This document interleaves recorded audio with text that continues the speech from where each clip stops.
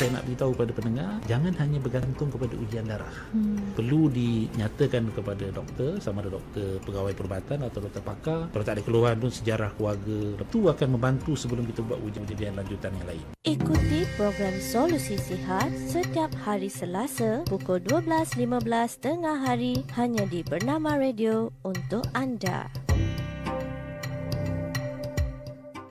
Inilah Bernama Radio untuk anda.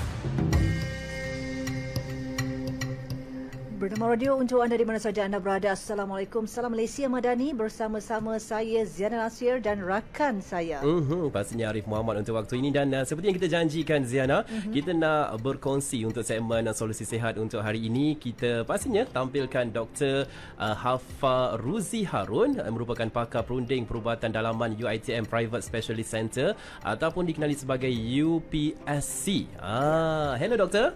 Hello, selamat tengah hari. Selamat tengah hari Dr. Hafa. Okey, hari ini doktor tampil sesuai sangat sebab saya lihat sejak kebakaran ini ramai yang menyebut tentang vertigo. Bukan pening biasa, dan itulah yang akan kita bincangkan.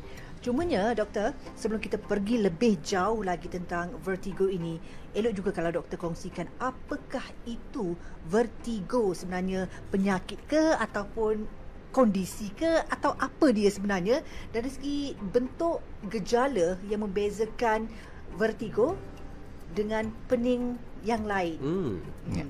So terima kasih kerana menjemput saya untuk segmen Solusi Sihat di radio, saluran radio tuan-tuan dan tuan dan puan.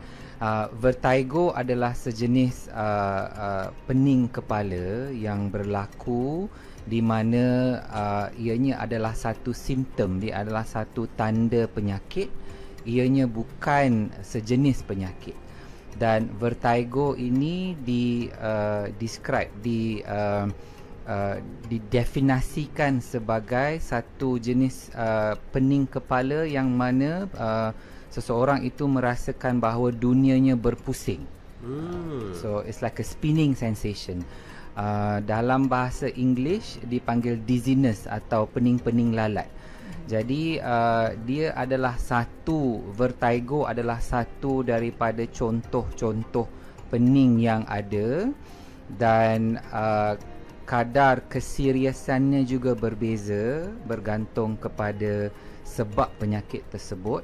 Dan ianya bukan penyakit, sebaliknya adalah simptom yang memerlukan seseorang pesakit itu untuk datang berjumpa dengan doktor dan untuk dibuat evaluasi terhadap simptom tersebut. Okey, dia bukan penyakit tapi satu simptom lah. Maksudnya kita rasa pening, kita pergi jumpa doktor. Itu pendekatan ataupun solusi awal. Cumanya, macam mana kita nak bezakan doktor? Biasa saya pening kan, kita bangun tidur ataupun tak cukup tidur sebagainya pening, tak boleh buat kerja. Tapi macam mana kita nak cakap pening saya tu pening biasa ataupun pening vertigo doktor? So vertigo adalah definisi dia kita dapat rasakan bahawa dunia kita berputar, ya. So pening atau sakit kepala tu dia rasa bingit di kepala. Namun vertigo itu bukan sakit, namun ia rasa dunia itu berputar dan kadang-kadang ada berdesing atau berdengung di telinga. Jadi itu adalah definisi vertigo yang membezakan simptom ini daripada pening kepala jenis yang lain. Maknanya bila kita menghadapi keadaan sedemikian itu, kita akan rasa macam tak stabil untuk berdiri dan sebagainya. Kita akan rasa terhoyong-hayang. Simptom yang selalu kita sengsarai atau kita alami lah apabila tiba bulan puasa. Kita berpuasa daripada pagi hingga ke tengah hari. Tapi bila masuk waktu asar nak balik bekerja tu, kita mula pening-pening lalat. So itu adalah vertigo kerana kurang air dalam badan kita. So salah satu daripada punca vertigo itu adalah dehydration. Pening-pening lalat, rasa dunia itu berputar. So itu adalah salah satu daripada contoh vertigo yang ramai antara kita mengalaminya. tapi kita tidak letakkan nama vertigo tersebut. Tapi adakah bila kita rasa pening berputar macam tu kan, dunia terbalik dan sebagainya, ia boleh menyebabkan kita rasa macam nak pitam? Ya. So saya ada kerap kali berjumpa dengan pesakit yang mana kerap rasa pitam dan rasa dunia mereka berputar dan mereka jalan terhoyong-hayang sehingga mereka tersandung dan jatuh daripada situasi berdiri.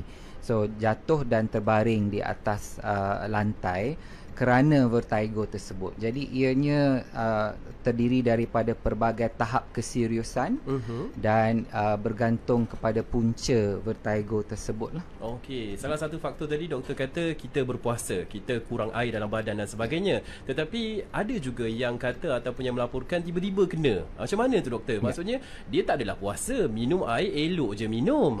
Air sirap semua dia tibai doktor. Jadi kena juga tiba-tiba pening lalat juga. Macam mana doktor? So vertigo adalah penyakit yang selalunya akan dirawat oleh pakar perubatan dalaman seperti saya. Ia juga adalah penyakit yang sering kali dirujuk kepada doktor ENT, doktor telinga, hidung dan tekak. Dan dia juga sering kali dirujuk kepada doktor neurologi, doktor bahagian otak. Jadi bagi mereka yang mengalami simptom vertigo tanpa dijangka, besar kemungkinan ini adalah kerana penyakit vertigo yang di bawah kepakaran Dr. ENT, iaitu sama ada jangkitan telinga yang baru berlaku atau mungkin ada keradangan pada saraf di bahagian belakang telinga yang boleh menyebabkan vertigo berlaku. So 50% kes vertigo adalah kerana masalah bahagian dalaman telinga.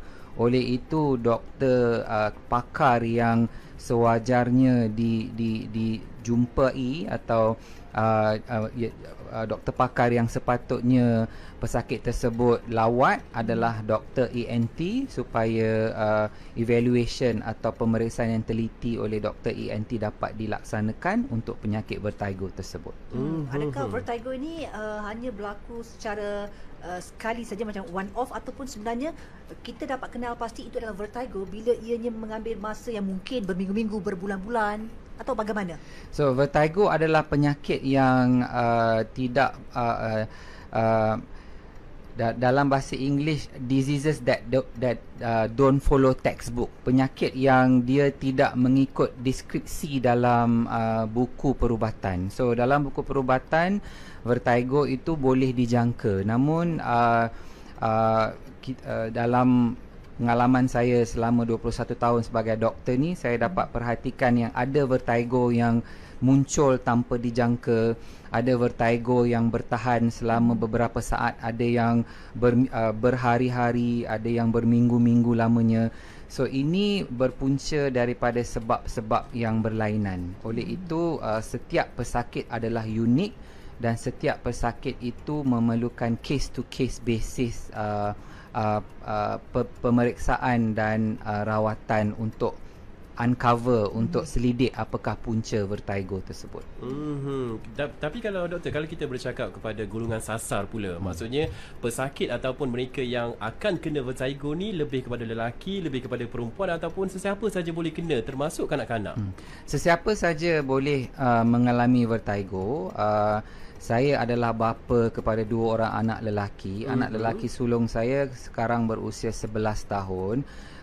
Pada usia 7 tahun kerap kali mengalami penyakit tonsil dan jangkitan telinga.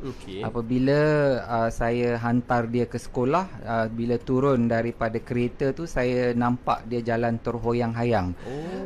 Bila ditanya, biasalah kanak-kanak dia akan menafikan sebarang simptom.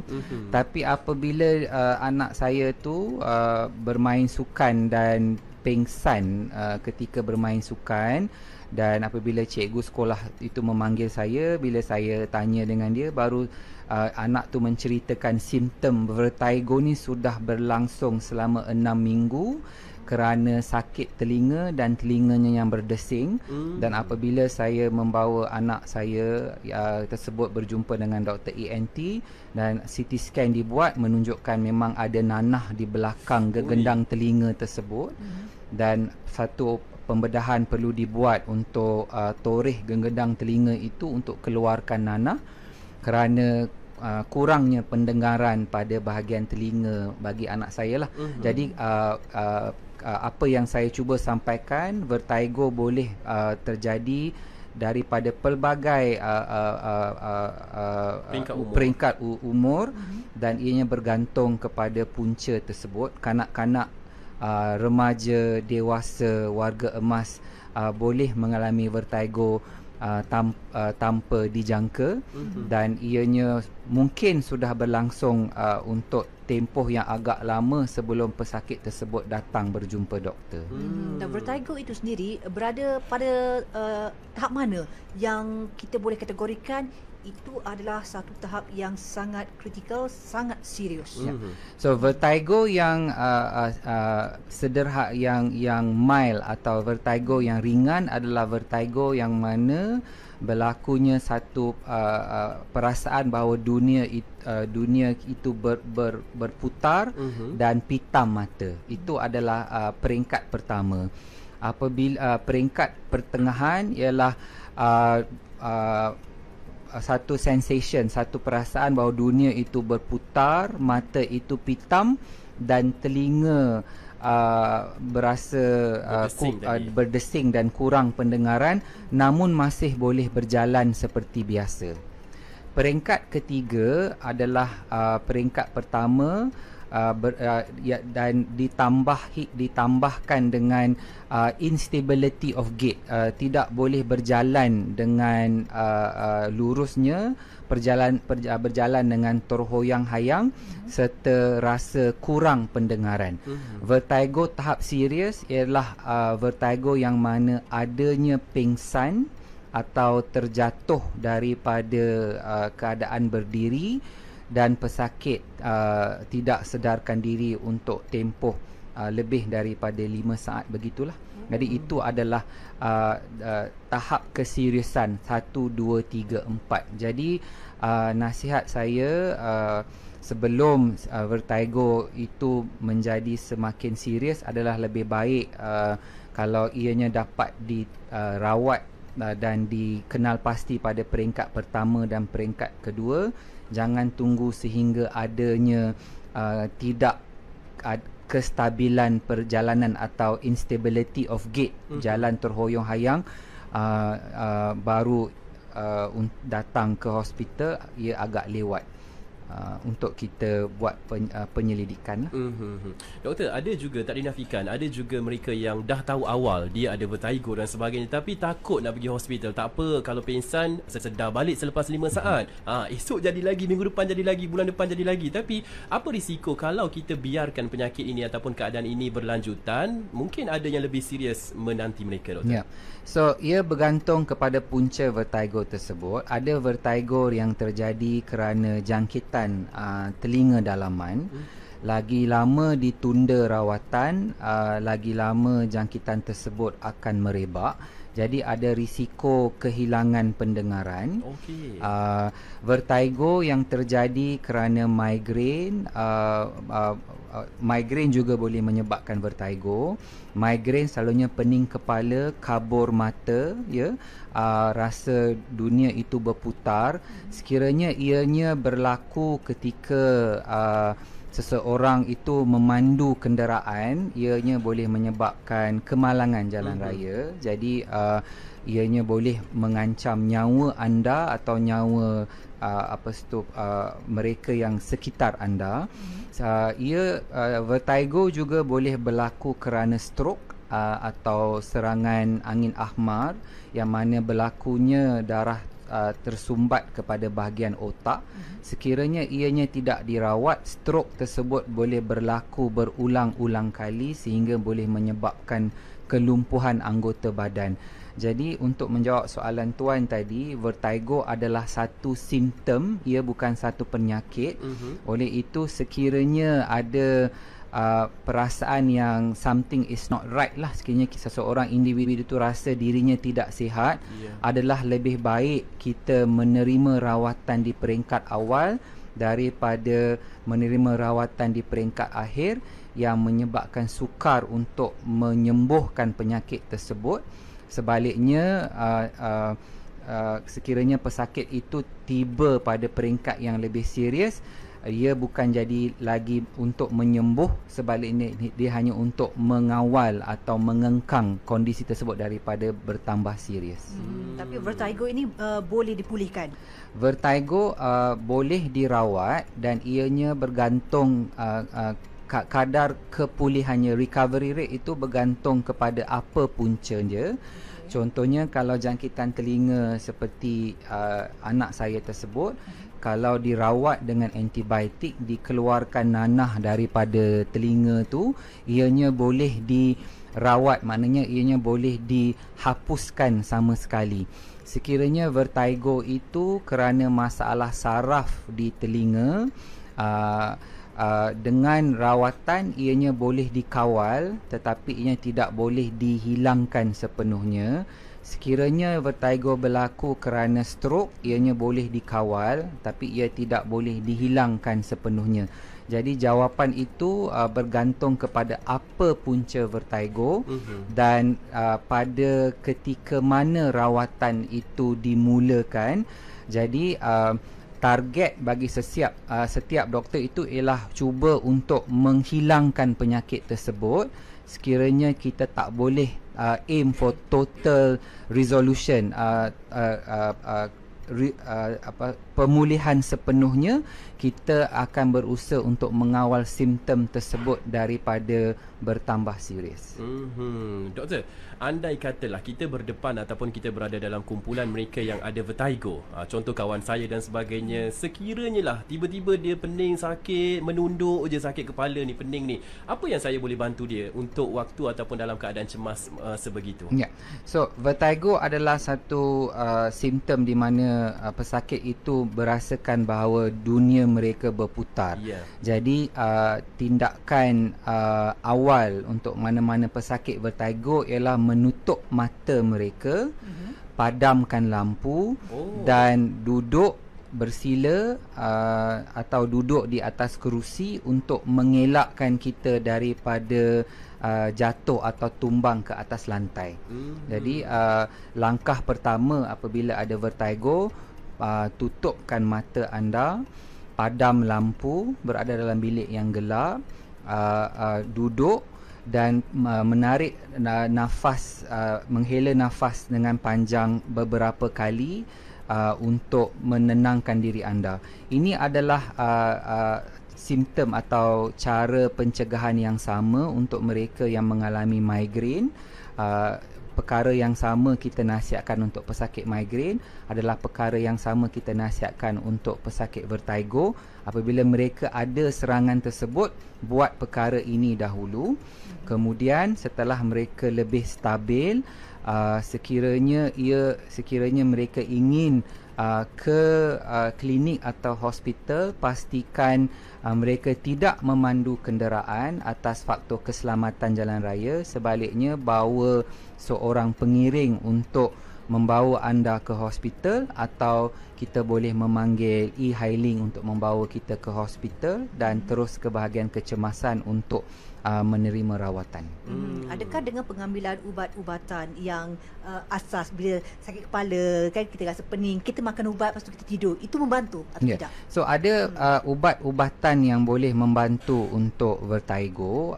Ubat-ubatan itu selalunya dimulakan setelah kita mengenal pasti punca vertigo tersebut. Kebanyakan kita di rumah kita ada menyimpan stok paracetamol, ubat untuk sakit kepala. Itu boleh dicuba terlebih dahulu untuk mengurangkan pening atau rasa pitam tersebut. Namun ubat khusus untuk vertigo itu selalunya dimulakan oleh sama ada doktor pakar ENT atau doktor pakar perubatan seperti saya, atau doktor neurologi. Dan ubat ini ada pelbagai nama. Ianya khusus untuk merawat saraf di bahagian telinga yang berdesing atau radang yang boleh mengurangkan sensasi atau rasa dunia itu berputar. Jarang ubat ini namanya beta histin ada dalam stok kita di rumah kita ketika ini. Oleh itu nasihat saya, sekiranya tiada ubat ini, cuba dahulu ubat tahan sakit yang ada di rumah.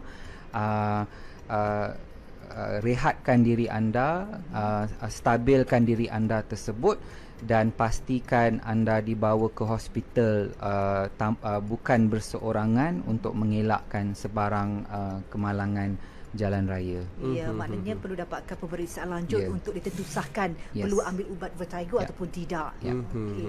Doktor, satu lagi, keadaan ataupun dunia hari ini kita banyak berkomunikasi ataupun guna teknologi, komputer, telefon dan sebagainya, kita main game dan sebagainya, TikTok pun tak ketinggalan doktor.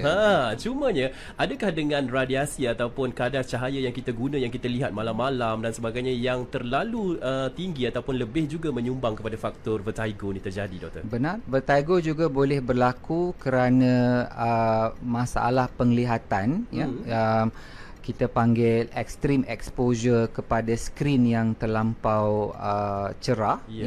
Ia juga boleh berlaku kerana masalah kanta mata. Contohnya, seseorang itu sepatutnya memakai cermin mata, namun dia tidak memakai cermin mata kerana faktor kosmetik dan sebagainya.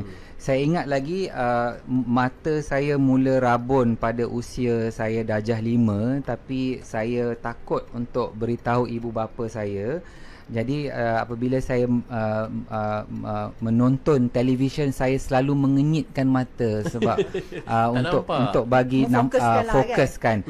Jadi saya perasan dengan buat begitu memang ada simptom vertigo. Jadi apabila saya mula memakai cermin mata dengan power yang bersesuaian, pening kepala dan vertigo tersebut hilang. Jadi untuk jawab soalan tuan, pendedahan terhadap skrin yang terlampau lama dan terlampau cerah boleh menyebabkan vertigo. Masalah kanta mata yang tidak dirawat, rabun dekat atau rabun jauh juga boleh menyebabkan vertigo.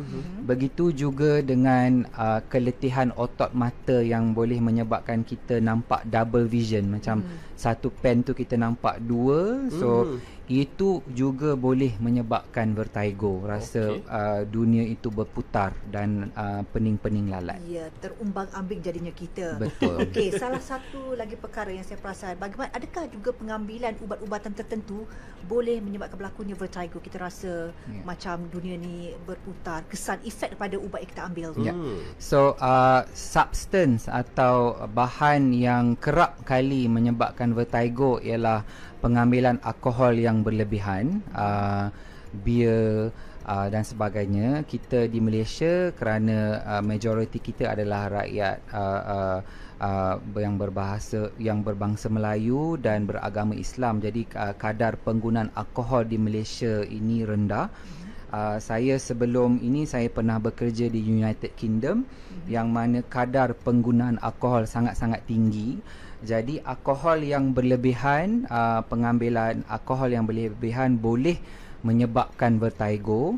Pengambilan ubat untuk menambahkan sport performance atau kita panggil anabolic steroid, mereka yang ingin membina badan, yang ingin membesarkan otot-otot mereka, pengambilan ubat-ubatan sebegini boleh juga menyebabkan vertigo. Pengambilan dadah yang penyalahgunaan dadah lah, seperti amfetamin, ketamin, heroin dan sebagainya juga boleh menyebabkan vertigo atau pening-pening lalat. Oleh itu ada hampir 100 jenis substance atau bahan kimia yang telah dikenal pasti yang boleh menyebabkan vertigo. Namun 5 yang paling kerap yang kita boleh kenal pasti adalah alkohol, ubat anabolic steroid, ubat yang diambil untuk membina badan, dan penyalahgunaan dadah yang menyalahi undang-undang. Doktor, kita punya rakan di media sosial tanya, saya selalu pening kepala doktor, adakah dengan saya duduk dalam aircon yang sejuk dapat kurangkan pening? Itu langkah yang betul? Betul ke doktor? So pening kepala, pening bukan bermaksud vertigo. Vertigo adalah salah satu daripada pening kepala. Contohnya kenderaan. Kenderaan ada pelbagai jenis, ada kenderaan 2 motor, ada kenderaan 4 motor, ada kenderaan 8 motor. Jadi vertigo adalah satu daripada jenis kenderaan, tapi bukan semua kenderaan itu adalah vertigo. Jadi untuk menjawab soalan daripada pengguna rakan kita di social media tadi, pening kepala yang tuan atau puan sengsarai itu bukan bermakna ianya vertigo kalau tidak ada sensasi atau perasaan yang dunia itu berputar. Cuaca yang sejuk boleh menyebabkan pening kepala. Ianya adalah kerana selalunya pening ini disertai dengan rasa kepala berdenyut-denyut kerana cuaca yang sejuk itu. Macam kalau di negara bermusim iklim sejuk, kalau di winter kebanyakan mereka akan pening kepala kerana cuaca yang terlampau sejuk, urat kepala kembang kucup itu boleh menyebabkan pening kepala. Jadi keadaan yang sejuk di luar kebiasaan itu seringkali menyebabkan pening kepala kerana berlakunya perubahan kaliber atau ruangan saluran darah kepada otak itu berubah saiznya kerana udara yang sejuk tersebut lah. Saya rasa kita boleh rasa macam tu, berdenyut-denyut bukan saja berada dalam suhu yang sejuk. Kadang-kadang kita minum minuman yang terlalu sejuk tu boleh terus naik kan ke kepala. Kita panggil brain freeze. Contohnya macam anak saya suka makan Slurpee di kedai 7-Eleven. Bila kita minum minuman yang sejuk tersebut, dia kata warning dekat dia punya plastic cup tu, warning can cause brain freeze. So brain freeze tu maknanya sejuk yang terlampau yang boleh menyebabkan sampai pening. Yes. Itu adalah simptom yang saya rasa hampir serupa dengan rakan yang kita bertanya tadilah. Baik, Dr. Haffa, dalam masa sama kita sering kali dengar dan alami hipertensi. Apa kaitan hipertensi dengan vertigo? So hypertension adalah satu situasi di mana untuk setiap masa tekanan darah dalam badan kita lebih tinggi daripada sepatutnya. Oleh itu hypertension seringkali datang dengan simptom pening kepala dan sakit kepala. Apabila darah tinggi atau hypertension ini tidak dikawal dengan baik, peringkat pertama ialah pening kepala, sakit kepala. Kalau ubat tidak diambil juga, ia akan menyebabkan kabur mata dan rasa terhoyong-hayang. Namun kalau that is a second warning sign, itu adalah tanda amaran kedua. Sekiranya pesakit itu masih lagi tidak mengambil bacaan blood pressure tersebut atau segera ke hospital untuk menerima rawatan sehingga menyebabkan berlakunya stroke, ianya boleh menyebabkan vertigo. Jadi memang ada kaitan antara high blood pressure atau hypertension dengan vertigo. Kaitan itu adalah sama ada tekanan darah yang terlampau tinggi tanpa stroke, dan kaitan kedua ialah tekanan darah yang terlampau tinggi yang disertai dengan stroke. Apakah itu stroke? Berlakunya darah beku yang menyumbat saluran darah dalam otak seseorang tersebut. Satu lagi doktor, adakah vertigo ni boleh berlaku sebab keturunan? Vertigo berlaku dan kita tidak tahu sebab apa ianya berlaku. Faktor keturunan disyaki sebagai salah satu daripadanya. Faktor juga. Namun jawapan yang saintifiknya kita tidak tahu sama ada ianya berlaku kerana faktor keturunan ataupun tidak. Namun ianya boleh berlaku. Jadi sekiranya ada sejarah keluarga vertigo, namun sekiranya seseorang individu tersebut menjalani gaya hidup yang sihat, tidak bermakna dia akan mengalami vertigo lah.